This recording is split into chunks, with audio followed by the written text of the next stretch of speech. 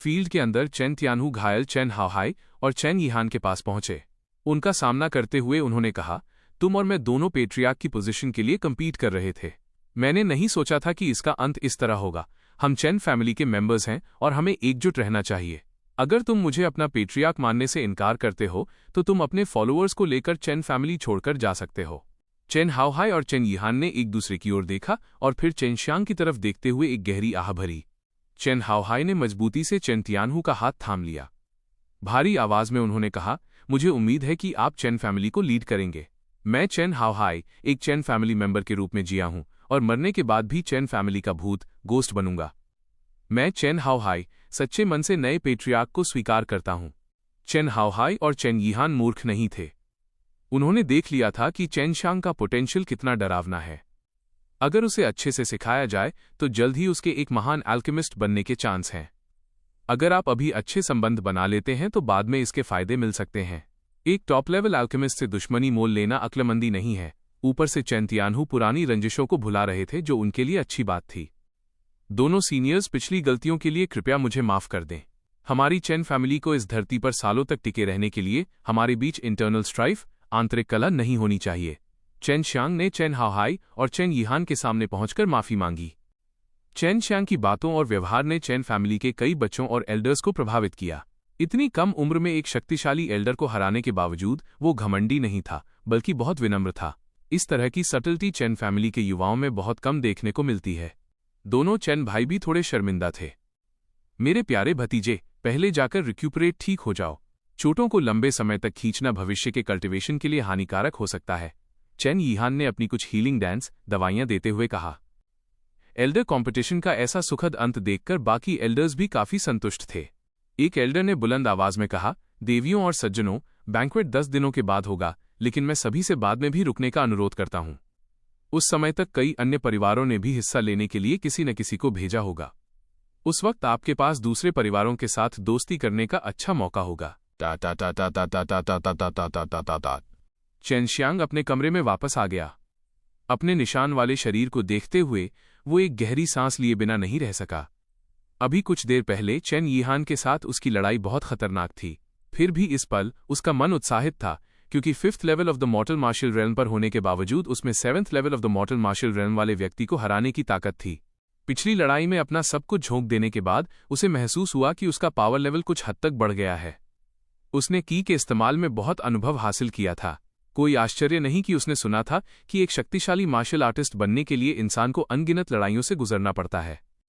जैसे ही chain Xiang healing pills लेने वाला था, 2 औरस उसकी आंखों के सामने चमके। उसने पलकें झपकाईं तो देखा कि बाई यूयू और सू मेयाओ गंभीर चेहरे के साथ उसके ठीक सामने खड़ी थीं। तुम बदतमीज लड़के, अभी कुछ देर पहले तुम बहुत लापरवाह थे। अगर तुम मर जाते तो हम क्या करते? हमने तुम्हारे शरीर पर बहुत मेहनत की है, बाई यूयू ने ठंडे भाव से चिल्लाते हुए कहा। चेन शियांग को अपनी रीढ़ में एक सिहरन महसूस हुई। सू मेयाओ ने अपनी जीभ बाहर निकाली और कहा, हालात को देखते हुए ए शैतान लड़के, तुम थोड़े साहसी थे। इस बार हम तुम्हें छोड़ देते हैं, लेकिन अगली बार तुम्हें सावधान रहना होगा। अपने कपड़े उतारो, मैं तुम्हें ऑइंटमेंट्स मलहम लगाने में मदद करूंगी। चेन शियांग और चेन यिहान की लड़ाई के दौरान आईसी ट्रू ऑरा की वजह से उसके शरीर पर कई कट लग गए थे। उसका शरीर खून के धब्बों से ढका था। अगर इसका विशेष इलाज नहीं किया जाता तो इसे ठीक करना मुश्किल होता। इस तरह चेन शियांग अब अपने बिस्तर पर लेटा हुआ सू मेयाओ के कोमल हाथों से मलहम लगवाने का आनंद ले रहा था, जिससे उसे बहुत सहज महसूस हो रहा था। रिवाज के अनुसार अन्य परिवारों को नवनिर्वाचित चेन फैमिली पेट्रियार्क का जश्न मनाने के लिए आमंत्रित किया गया था। हालांकि दूसरे परिवारों को पहुंचने में काफी समय लगता है, इसलिए असली जश्न कुछ समय बाद रखा गया है। लेकिन इस बैंक्वेट में सबका ध्यान चेन शियांग और याओ फैमिली जीनियस के बीच होने वाले एल्केमी कॉम्पिटिशन पर था। हर कोई इस आने वाले मुकाबले के बारे में चर्चा कर रहा था, इसलिए इस समय बहुत से लोग जश्न में आ रहे थे। कई लोग चेन फैमिली को अपमानित होते देखने आए थे। चेन फैमिली की सुरक्षा बहुत कड़ी थी, इसलिए चेन शियांग की हालिया उपलब्धियों की खबर बाहर नहीं फैली थी। सुबह में चेन शियांग ने एज्योर एसेंस की एक बूंद बाहर निकाली। ये ओस की बूंद उसके ड्रैगन सलीवा एक्सरसाइज के इस्तेमाल से बनी थी। वो आने वाले 10 दिनों में और अधिक एल्केमी टेक्निक सीखना चाहता है और एक मॉर्टल लेवल मिडिल ग्रेड पिल रिफाइन करने की कोशिश करना चाहता है। उसकी उम्र में एक mortal level middle grade quenching body डैन बनाना दिग्गज जीनियस एल्केमिस्ट्स के बराबर होने और यहां तक कि उनमें से कई से आगे निकलने के लिए काफी था। तुम इतने कम समय में मॉर्टल लेवल मिडिल ग्रेड रिफाइन करना चाहते हो? ये थोड़ा कठिन है, लेकिन मुझे सु मेयाओ को ऐसी चुनौतीपूर्ण चीजें करना पसंद है। सु मेयाओ की कोमल आवाज चेन शियांग के दिमाग में गूंजी। चेन शियांग ने हंसते हुए कहा, सिस्टर मेयाओ, तो फिर जल्दी से मुझे सिखाओ। सु मेयाओ ने एक हल्की मुस्कान के साथ कहा, इतनी खुशी से मत मुस्कुराओ। इसकी एक कीमत चुकानी होगी।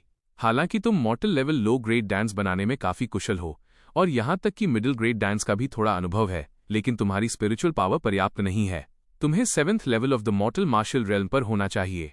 तब डिवाइन सेंस के साथ तुम आग फ्लेम्स को सटीकता से कंट्रोल कर पाओगे और पर्याप्त कंट्रोल के साथ तुरंत डांस बना सकोगे।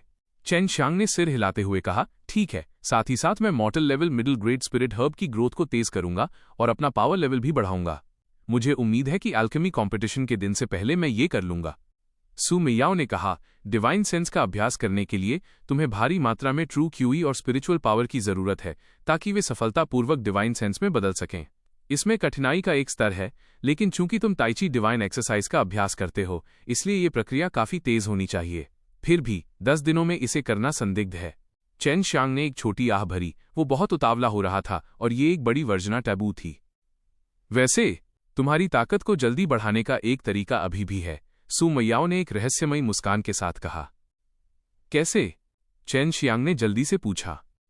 अचानक बाई यूयू ने अपनी बर्फीली आवाज में कहा, इमॉर्टल एंड डेविल पूल। इस पल चेन शियांग को याद आया कि इमॉर्टल एंड डेविल क्लिफ के नीचे एक अजीब पूल था। जब वो वहां गिरा था तो वो उसके अंदर सांस ले पा रहा था। इसके अलावा वो पूल चमक भी रहा था, लेकिन इसके अलावा उसे वहां कुछ खास नहीं मिला था। क्या वो वही अजीब पूल है जो चट्टान के नीचे है? चेन शियांग ने अनिश्चितता के साथ पूछा। हाँ, तुम्हें पता होना चाहिए कि हमें हमारे व्यक्तिगत दुश्मन ने उस पूल में धकेल दिया था। सु मेयाओ की बातों ने चेन शियांग को थोड़ा उत्सुक कर दिया। पता चला कि इन 2 बेजोड़ मार्शल आर्ट्स लड़कियों को वहां गिरा दिया गया था। आखिरकार वो जगह इतनी रहस्यमयी कैसे है? चेन शियांग जितना इसके बारे में सोचता उतना ही उसे शक होता। ऐसा इसलिए था क्योंकि वो इमॉर्टल एंड डेविल क्लिफ हमेशा डेथ क्यूई से भरा रहता था, फिर भी किसी कारण से उस पूल के पास डेथ क्यूई का कोई निशान नहीं था। यह जानने के बाद कि इमॉर्टल एंड डेविल पूल असाधारण है, चेन शियांग ने तुरंत पानी में ड्रैगन सलीवा मिलाया, फिर उसमें विभिन्न स्पिरिट हर्ब्स और फूल डाले। उसके बाद उसने अपने पिता को सूचित किया और चुपचाप चेन फैमिली विला छोड़कर इमॉर्टल एंड डेविल क्लिफ की यात्रा पर निकल गया। रास्ते में उसने सु मेयाओ को इमॉर्टल एंड डेविल क्लिफ के बारे में बताते हुए सुना। उस जगह को इमॉर्टल एंड डेविल क्लिफ कहा जाता है क्योंकि वो जगह वो है जहां इमॉर्टल्स अमर और डेविल्स दानव दफन है। वह पूल उनकी लाशों से निकलने वाली शुद्ध ऊर्जा, प्योर एनर्जी से बना था। किसी ने जानबूझकर वो पूल बनाया था और इसके आसपास की डेथ क्यूआई भी इमॉर्टल्स और डेविल्स की लाशों के ओवरफ्लो होने के कारण है, सु मेयाओ ने कहा। चेन शियांग हैरान रह गया। इमॉर्टल्स और डेविल काल्पनिक जीव हैं और उसने बिल्कुल उम्मीद नहीं की थी कि उनकी लाशें वहां पड़ी होंगी। इसने उसे तुलनात्मक रूप से उत्साहित भी कर दिया। अगर वह पूल वाकई शुद्ध ऊर्जा से बना है और वह उसे हासिल करने में कामयाब रहा तो क्या आप चाहते हैं कि मैं अगले चैप्टर का भी इसी तरह अनुवाद करूं?